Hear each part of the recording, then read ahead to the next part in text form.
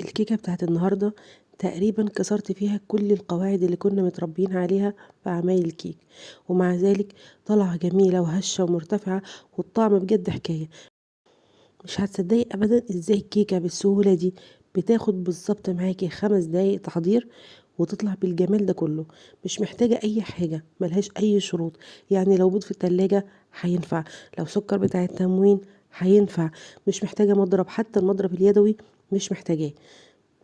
طعمها مظبوط جدا، متأكدة انك هتجربيها اول ما تشوفي الوصفة. يلا بينا نبدأ ونقول بسم الله. اول حاجة هنا بجيب مج ونص من السكر، عليهم مج من الحليب، ولازم المج اللي هعاير بيه بكون بعاير بيه كل المكونات، ما بغيروش لحد اخر الوصفة، هو اللي بعاير بيه. برفعهم على النار واسيبهم لحد ما السكر يدوب خالص في الحليب ويسخن على الاخر، مش مشكلة حتى لو غلى. وبعد كده بجيب الدقيق بتاعي وبنخله وبحط فيه مجين ونص، بستخدم يعني كوبايتين ونص من الدقيق، بس لازم يكون منخول، ما ينفعش ان انا اجيبه من الكيس واحطه كده على طول. بنخل كويس جدا علشان اتاكد ان الهواء دخل جوه الدقيق بتاعي وما فيهوش اي رواسب او اي حاجه. وبعد كده بستخدم باكو من الكيك شيف او باكو من البيكنج باودر. لو انت هتستخدمي المعيار الصغير او الكوب العادي بتاعنا بتاع الشاي، فكده حجم الكيكه بتاعتك هتصغر، فبالتالي هتقللي البيكنج باودر بتاعك. يعني ممكن هتشيلي مثلا ربع معلقه من البيكنج باودر او من الكيس اللي انت مستخدماه. انا هنا عشان مستخدمه المج كبير فعشان كده حطيته كله. هنا عندي السكر ده كويس جدا في الحليب، وقلبته خالص عشان اتاكد ان مفيش اي سكر تاني ما دبش. ممكن كمان ارفع الحليب من على النار اول ما اتاكد ان السكر داب خالص، برفعه عادي، يعني مش لازم استنى لما يغلي. وبعد كده بضيف للخليط ده 3 اكياس من الفانيليا،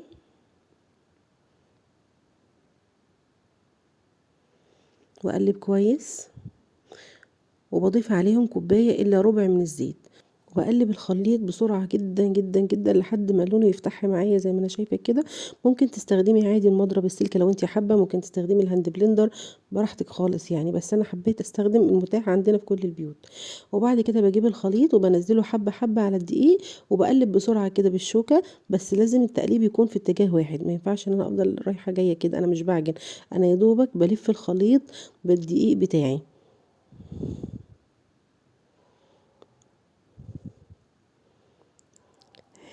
هنا انا ضفت كمية الحليب كلها، وبعد كده هبتدي اضيف 4 بيضات.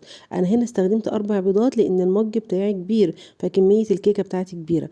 لكن لو انت هتستخدمي مج صغير فبالتالي الكمية بتاعت الكيكة بتاعتك هتقل، هتستخدمي بيضتين بس. المهم توصلي للقوام اللي احنا محتاجينه. بنزل بيضة بيضة وببتدي اقلب في اتجاه واحد لحد ما الخليط كله يندمج مع بعض. المهم توصلي لسمك الكيك ده. شايفة كده برفع الخليط لفوق وبنزله، بيكون عامل زي الصوص التقيل شوية. بحطه على جنب وبجيب الصينية بتاعتي.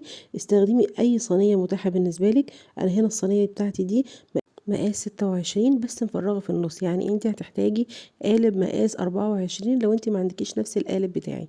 المهم ان انا لازم احط فيه معلقه زيت، ولازم امسح بيه القالب كويس جدا عندي، وبحط عليه معلقه من الدقيق، وبفضل الفه كده لحد ما يبقى الدقيق مغطي كل القالب بتاعي. بحط نص كميه الكيك واسيب النص التاني ازود عليه معلقتين كبار من الكاكاو او 3 معالق صغيرين. وهنا ضفت كيس من النسكافيه الصغير عشان يعزز الطعم ويقوي طعم الشوكولاته. وبقلب برضو في اتجاه واحد، بس طبعا بما اني ضفت كاكاو يبقى لازم هضيف قصاده حليب. ضفت هنا حوالي 3 معالق من الحليب وقلبت في نفس الاتجاه. اول ما اتاكد ان الكاكاو بتاعتي دابت خالص في الخليط مبقاش ليها اي اثر، ببتدي اضيفها على بقيه الخليط الاولاني، خليط الكيك. ويتبقى معاكي خليط في الاخر، ممكن تضيفي عليهم حبة حليب صغيرين وتقلبيهم بسرعة وتضيفيهم، هو ده اللي عمل معايا اللون التالت ده. وبنخبط الصينية كده خبطتين عشان نطلع الهواء اللي جواها، ونحطها على الرف الأوسط في الفرن على درجة حرارة 180 لمدة 35 دقيقة. ولازم الفرن بتاعي يكون متسخن من قبل ما أبدأ في تحضير الكيك بتاعي. هنا طلع الكيك واستوى كويس جدا، بتأكد بخلة، بحط الخلة جوه الكيك، لو طلعت نظيفة يبقى هي كده استوت. المهم ان انا ما بفتحش الفرن عليها من قبل 35 دقيقة بعد كده ببتدي افتح الفرن واحط خل، لقيتها استوت خلاص بطلعه. انا هنا كان عندي صوص شوكولاته ضفته عليها، ده اختياري. هنزل لكم بردك وصفه صوص الشوكولاته دي، سهله جدا برضو، ما بياخدش وقت خالص. يعني هو صوص الشوكولاته بيتعمل بالظبط في دقيقه. ناخد برضو بالنا ان احنا اول ما بنقفل على الكيك بتاعنا ما بنطلعوش من الفرن، لا بنسيبه مثلا 10 دقايق جوه الفرن بعد ما قفلنا الفرن عليه، عشان ما يهبطش معانا، وخصوصا في الجو البرد ده. لان احنا لو طلعنا الكيك سخن قوي كده في الجو البرد اللي احنا فيه وحطيناه على طول بره، ممكن يهبط معاكي بسرعة جدا.